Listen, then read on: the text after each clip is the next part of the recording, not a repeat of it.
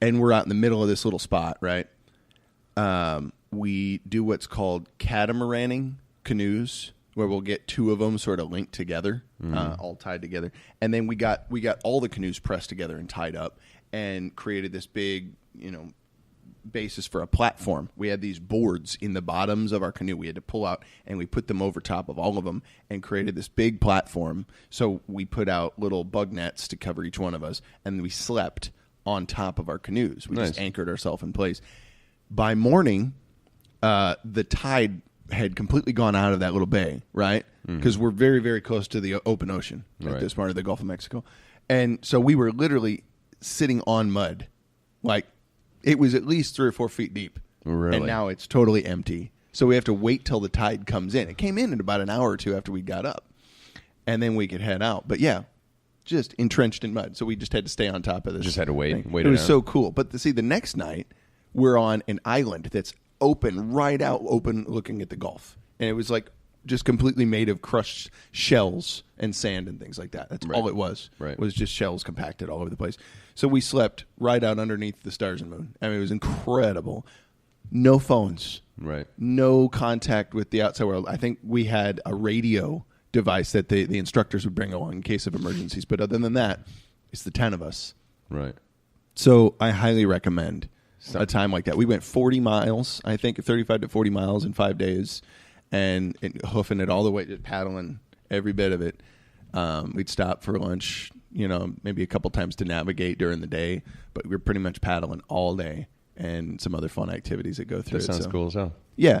So definitely something that I'd be into. Yeah. Like, that's why I figured, your Cowboy Land idea would be fantastic. Now, I was talking to my brother about the idea, and he was saying, he was like, okay, so first of all, I remember when you brought this up like 4 years ago, and I was like, oh, you do? And he was like, yeah, because I thought it was a good idea then, but the thing is now that dude ranches are popping up everywhere. They don't offer like any of the cinematics that you want to, where you have a high noon shooting or a bar fight break out while you're having dinner with whoever you're with, or somebody getting shot. Like I want like full like blood spatter things. Like I want John Wayne. I want you to feel like that's a real, like these are all actors, and then once that character dies, like then he goes down the street and he works behind the counter at the grocery store with a fake mustache on. You want to be Marty McFly, putting the door of that old stove on your chest, and having Mad Dog Tannen. But you don't actually get to interact with any of the actors. It's just all happening around you for the whole week. Is kind of my plan. But Richard, he was like, first of all, I'm not sold on the name. I hate the name Cowboy Land. It sounds a little gay. Not that there's anything wrong with that, but I'm not a big fan of that. And he's like, also, HBO just came out with a television show. It's in season 2 now, I think. And I cannot think of the name of it, but it's basically that, except instead of actors, they're robots. And then the robots start. The old adage, the robots start having feelings and they start feeling threatened because they're just being used. And then, a human falls in love with the robot and vice versa. He's like, it's pretty much like what you were describing, except set in like a HBO special. Right on. And I was like, all right. He's like, but it's got Ed Harris, which, you can't go wrong with. Well, Ed Harris. I can't think of one movie that guy has done or anything that he's done that I've been like, oh. Ed Harris, can you think of anything? Apollo 13. That you were just like, ugh, that's horrible. Oh, you're saying okay. Yeah. I thought you were saying the opposite. I was confused because I thought the track you were on was like he's awesome, and then you're like, no, I can't think of a movie that he's done. The Rock is a little corny here and there. Yeah, I mean, it's Nick Cage. What are you gonna do? Of course, I gotta give Nick Cage some props though, because who else is gonna like come up with those choices to just like say, well, I'm going to sing my lines in this part, like in A Honeymoon in Vegas. Was that the one? It's like, can I get a rum? Like who would think of a choice like that? That's phenomenal. Right? Nicolas Cage is just awful, though. He's go get the rockets. I think that's pretty cool. Maybe later we could, stop by the gift shop. But right now, I'd like to bring some rockets. Right. And then you add Sean Connery. It's Michael Bay directing it, so you know that you're going to have high speed chases, explosions. explosions everywhere. Used as a military base. Jerry Bruckheimer and Don Simpson were producing it, and you know how much they love not only Nicolas Cage but explosions. So you got to have tons of those. Sean Connery is amazing though in that role. I mean, come on. You know, the first I like thing I him remember better when he's old. Yeah. I mean, he's still kicking it when he's an old man. He was pretty awesome. I always enjoyed. What was it? Indiana Jones and the Last Crusade. Sure, was one of the ones I remember him from as a kid. Sure, but even before that was young Sean Connery in Darby O'Gill and the Little People. It was a Disney film. Never heard. You need to go watch Darby O'Gill. I don't think so. Oh, man. dude, you'd be cracking up. I don't think so. It's a classic. Your kids would love it, and it's all set in like Ireland is the thing. Old gentleman named Darby O'Gill, and he's like the groundskeeper for some. I guess figure that's prominent in the area, and he's getting, I guess, older in years. So Sean Connery's character is being brought in to replace him, you know, and he's got to show him the ropes and show him what's going on. But he ends up meeting a leprechaun who gives him, you know, he captures him and everything, and this the sounds guy ridiculous. gives him some wishes. This sounds ridiculous. It is hilariously ridiculous. Yeah, but now that was before Bond. That I don't know. I want to say because he looks like he's about that same time frame. So, right. You know, age wise, so it could have been around the Bond time. Maybe he brought that clout to the film. I'd have to look up what year and see. Right. All those Bonds of Connery's were some of my favorites. Yeah, he was an awesome Bond. I mean, him and Roger Moore.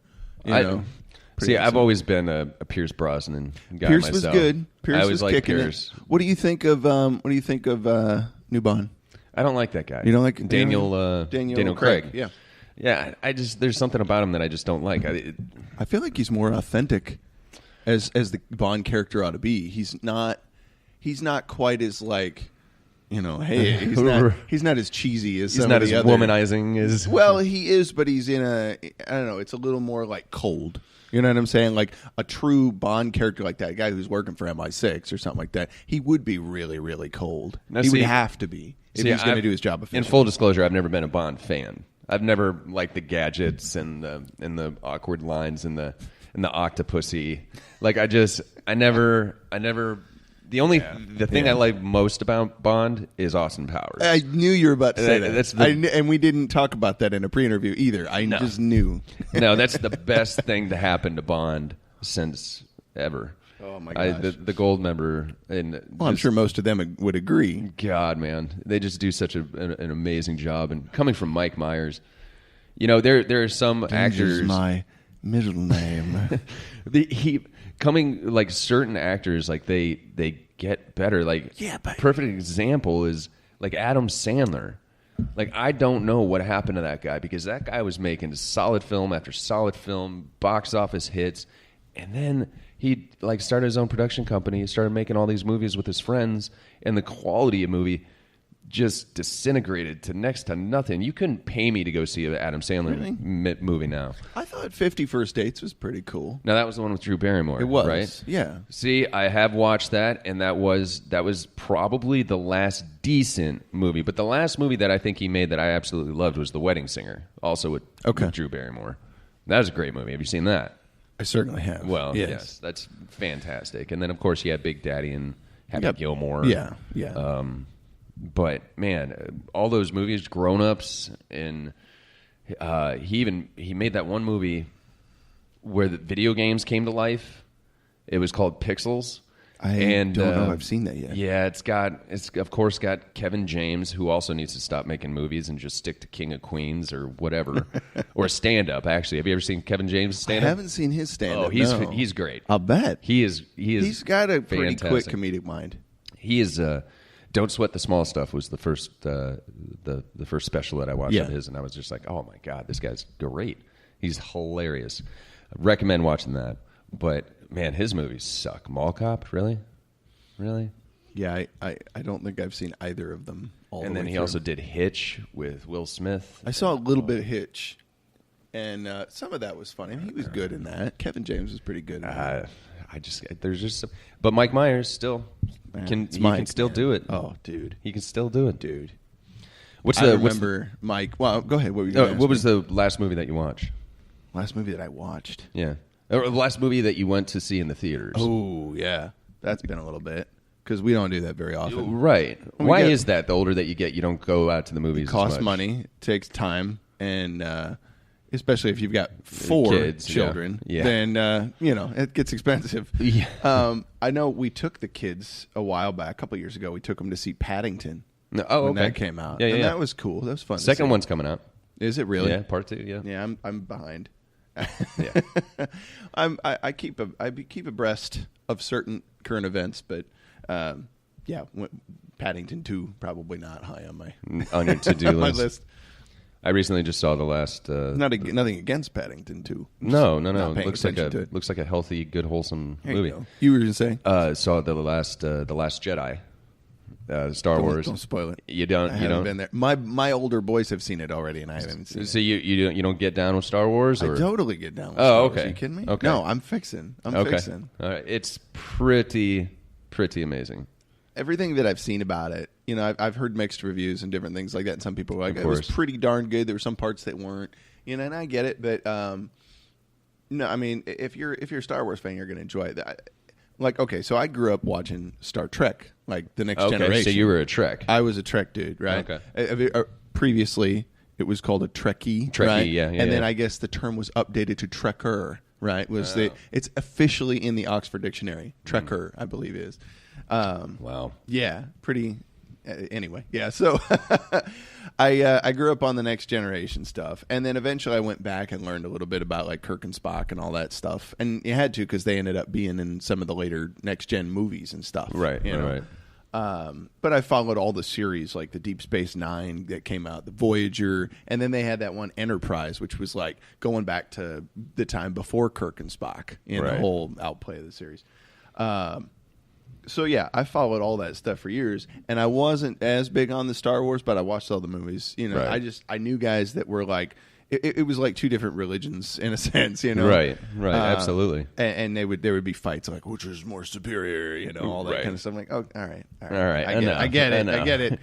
I will admit, I did have my mother when I was a kid create like a Star Trek uniform for Halloween one year. Nice. And I also was given, I think, like as a gift to use in a car trip to go down and visit my grandparents in Texas one summer. My mom gave me the Klingon dictionary. Oh, God. I think my uncle helped that process. Did you as actually well. teach yourself Klingon? I still remember a couple phrases. No, you don't. I do. Can you throw one out? I think here. And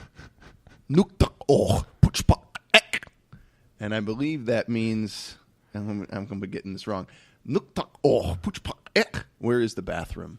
Oh my! I believe God. that's where is the bathroom. Oh no! I believe means your nose is shiny, which is an insult, right?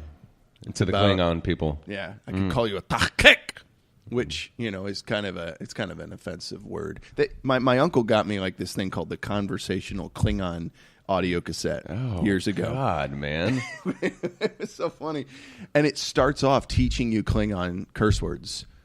That's the basis of the whole thing. They got an actual linguist to develop this whole thing. That right? I did hear. A guy named Mark Okrand developed the whole language because they wanted to use it across different series and different films, and they wanted to have some sort of consistency. Sure. Now that's grown so big, they actually have like stage shows of a Klingon Christmas Carol. So they'll do like the Charles Dickens story, but adapted for Klingon culture and in the Klingon language. Jesus Christ. Yes. Man, people are acting this out every year. That is unfortunate. It's flipping wild. That is crazy. It's unfortunate.